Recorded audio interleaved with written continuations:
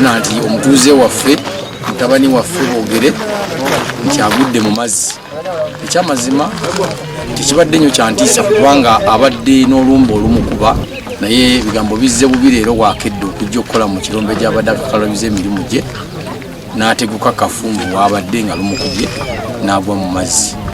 Naye olwaleero bwaguddeyo wabaddewo bakyala tafunye buyambi kuyambibwa.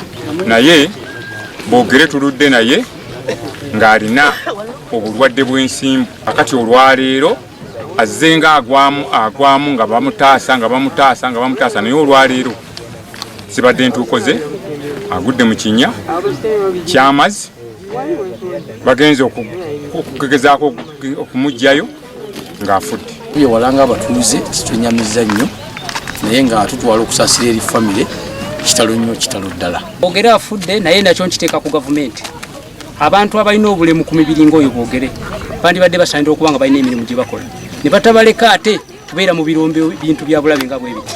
Kubiriza gavumenti olw'obulungi lw'abantu baayo abantu abalina obulemu ku mibiri oba ku bwongo ebafunire bye basobola okukola bale bate kubeera nga babeera mu birombe. Tusaaliddwa nnyo omuntu w'eggwanga. Tutwala okusaba kwaffe eri gavumenti okuteekawo regulations ku mirimu gino waba otunuulira embeera abantu mwe bakolera n'otunuulira embeera erinnya abantu mwe basima olabira ddala nga kwennyamiza kino ekireeta kino bbula lya mirimu mu bavubuka bannaffe.